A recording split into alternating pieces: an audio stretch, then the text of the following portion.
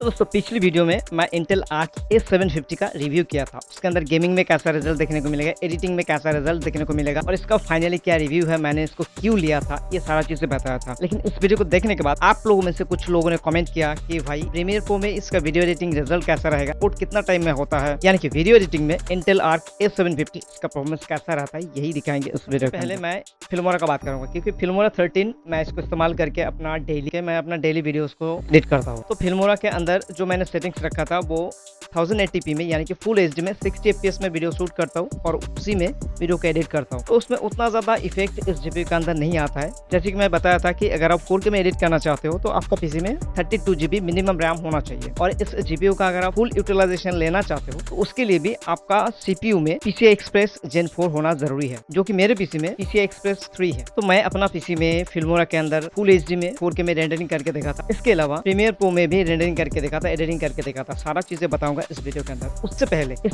Graphics card को अगर आप लेना चाहते हो और इस्तेमाल कर रहे हो लेकिन उसमें आपको अच्छा रिजल्ट देखने को नहीं मिल रहा है, कुछ चीजें मैं बता देता हूँ जिसके इस्तेमाल करने के बाद का जीपीयू का परफॉर्मेंस बहुत ज्यादा बढ़ जाएगा। अब देखो, लोग जीपीयू तो ले लेते हैं, लेने के बाद जीपीयू को पीसी में नॉर्मल इंस्टॉल कर लेते हैं। इंस्टॉल करने के बाद भी कुछ बायोस का सेटिंग्स होता है, कुछ सॉफ्टवेयर वगैरह होता है, वो डालना पड़ता है आपका पीसी में। अगर सॉफ्टवेयर सही से नहीं डालोगे तो आपका पीसी में इसका इस्तेमाल सही से नहीं होगा। हो सकता है आपका पीसी ज्यादा हीट हो या सॉफ्टवेयर के साथ सही से एडजस्ट नहीं हो पाए या रेंडरिंग में बहुत ज्यादा टाइम लग सकता है या एडिटिंग भी आपको अच्छे से नहीं मिल सकता है। तो सबसे पहला जो चीज है, आपको सही ड्राइवर इंस्टॉल करना है। सही ड्राइवर इंस्टॉल करने के लिए आप ब्राउजर के अंदर गूगल में जाओ। गूगल में जाने के बाद वहां पे आपको सर्च करना है इंटेल आर्क A750 ड्राइवर। तो उसके बाद आप ऑफिशियल पेज में चले जाओगे, वहां से आपको डाउनलोड कर लेना है। डाउनलोड करके इंस्टॉल कर लो। काफी लोग क्या करते हैं कि जीपीयू को इंस्टॉल कर लेते हैं और उसके बाद विंडोज अपडेट के साथ जो अपडेट्स आता है यानी कि ग्राफिक्स ड्राइवर आता है वो काफी बार अप्रोप्रिएट नहीं होता है। उसके कारण भी जीपीयू में आपको इशू देखने को मिल सकता है। इस चीज को अवॉइड करने के लिए पहली बार आप जब इस जीपीयू को इंस्टॉल करोगे तो इसका जो ड्राइवर है मैनुअली इंस्टॉल करना है ताकि कोई भी प्रॉब्लम ना हो। अब जैसे ग्राफिक्स ड्राइवर इंस्टॉल हो जाएगा, आपको पीसी को रिस्टार्ट कर लेना है। रिस्टार्ट करने के बाद बायोस में जाना है। बायोस में जाने के बाद रिसाइज बार एक ऑप्शन है, उसको इनेबल करना है। अगर आप रिसाइज बार को इनेबल नहीं करोगे तो आपका जो परफॉर्मेंस है वो लगभग 50 to 60% तक देखने को मिलेगा, सही से वर्क नहीं कर पाएगा। कुछ केसेस में तो पीसी रिस्टार्ट भी हो सकता है रेंडरिंग के समय। तो रिसाइज बार को इनेबल करना ही चाहिए। नेक्स्ट,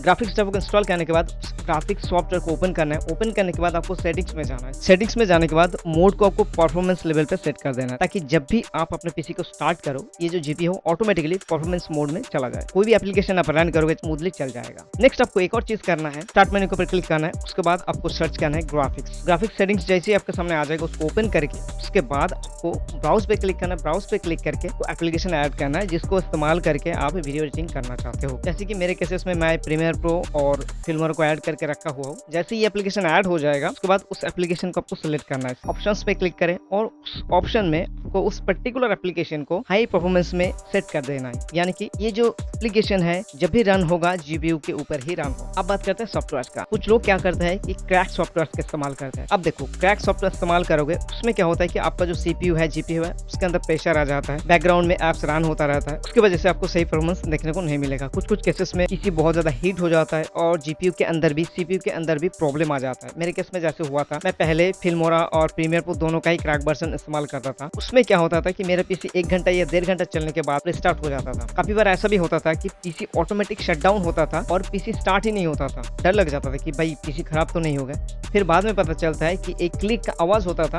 फिर उसके बाद 5 मिनट या 10 मिनट बाद जैसे ही सीपीयू नॉर्मल हो जाता फिर ऑटोमेटिक स्टार्ट हो जाता। तो ये प्रॉब्लम मेरे साथ देखने को मिला था। हो सकता है अगर आप क्रैक सॉफ्टवेयर इस्तेमाल करते हो ये प्रॉब्लम आपके साथ भी हो सकता है। इसके लिए मैं फिल्मोरा 13 का प्रीमियम वर्जन खरीद लिया था अमेजोन से। फिल्मोरा 13 अगर आप खरीदना चाहते हो उसका भी लिंक नीचे डिस्क्रिप्शन में दिया हुआ रहेगा, तो वहां से भी बाय कर सकते हो। अब देखो, कुछ लोगों ने मुझे बताया था कमेंट में कि प्रीमियर प्रो के अंदर ग्राफिक कार्ड में बहुत अच्छा रिजल्ट देखने को नहीं मिल रहा है। हो सकता है आप क्रैक वर्जन इस्तेमाल करें उसके लिए आपको रिजल्ट अच्छा देखने को नहीं मिल रहा है, या ये भी हो सकता है कि आप जो प्रोसेसर इस्तेमाल कर रहे हो उसके साथ ये कंपेटेबल नहीं है, इसीलिए प्रीमियर प्रो में अच्छा रिजल्ट देखने को नहीं मिल रहा है। लेकिन मैं इस वीडियो में प्रैक्टिकल रिजल्ट के साथ आपके साथ बात करूंगा। सबसे पहले मैं फिल्मोरा के अंदर फुल एचडी में वीडियो एडिट किया। वीडियो को लगभग 150 से 200 टुकड़ों में बांट दिया। उसके बाद हर एक पार्ट में ट्रांजिशन लगाया। फिर उसके बाद 14 से 15 लेयर ऐड किया पूरा का पूरा वीडियो में। तो आप सोच सकते हो इसका जो टाइमलाइन है कितना जबरदस्त दिख रहा है। टाइमलाइन देख के आप समझ सकते हो कि अंदर मैंने कितना लोड दिया है। अब फुल एचडी में 60 fps में वीडियो रेंडरिंग करने के लिए मुझे टाइम लगा था लगभग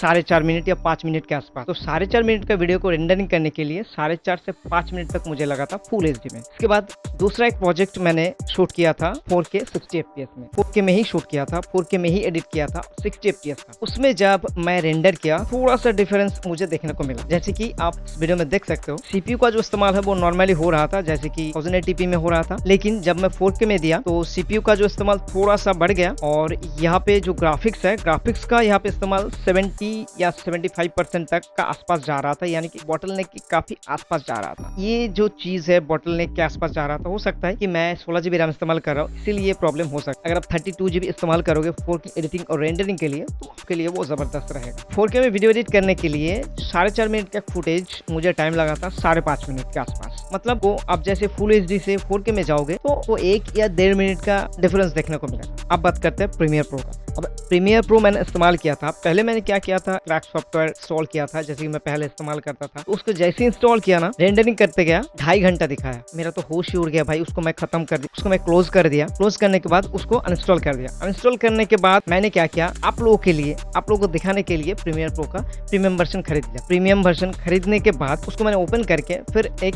फुल एचडी 60 FPS में प्रोजेक्ट सेट किया। अब वो जो प्रोजेक्ट था, प्रोजेक्ट का लेंथ लगभग 5 मिनट्स था। उसमें मेन फुटेज को मैं 150 से 200 टुकड़ों में स्प्लिट किया था। हर एक टुकड़ों में मैं ट्रांजिशन इफेक्ट लगाया था और फिर जब मैं इसको रेंडरिंग में डाला, भाई साहब यहाँ पे 1 घंटे से ऊपर का टाइम दिखा रहा था। 1 घंटे से ऊपर का टाइम दिखा रहा था, मतलब 4 मिनट या 5 मिनट का एक वीडियो रेंडर करने में अगर 1 घंटा लगेगा तो ये बात सही है कि कुछ लोगों ने मुझे बताया था कि प्रीमियर प्रो में बहुत ही ज्यादा टाइम ले रहा है। तो ये किस लिए हो रहा है मुझे पता नहीं चला। ये 2 कारण हो सकता है। आप जिस PCI Express में इस ग्राफिक्स ड्राइवर का इंस्टॉल किए हो वो हो सकता है PCI Express 3 है, इसके लिए प्रॉब्लम हो सकता है। इसके अलावा जो प्रोसेसर इस्तेमाल कर रहे हो, जैसे कि मैं प्रोसेसर इस्तेमाल कर रहा हूँ AMD का Ryzen 5600G, उसके साथ प्रीमियर प्रो कंफर्टेबल नहीं है, इसलिए भी हो सकता है। अभी इस बात में कितना सच्चाई है वो मैं नहीं जानता, लेकिन ये प्रॉब्लम जेन्युइनली मेरे साथ हुआ है, कुछ लोगों के साथ भी हुआ है। लास्ट वीडियो में कुछ लोग मुझे कमेंट किया था कि भाई इसके बारे में कुछ बताओ। तो इसका रियलिटी यही है, प्रीमियर प्रो के अंदर सच में इंटेल आर्क A750 का रिजल्ट मुझे बहुत ही ज्यादा बुरा देखने को मिला। तो शुक्र है कि मैं पहले से ही फिल्मोरा इस्तेमाल करता हूँ, लेकिन फिल्मोरा के अंदर का जो कंपेटिबिलिटी भाई इतना जबरदस्त का है, मतलब बहुत बढ़िया है। तो उम्मीद करते हैं इस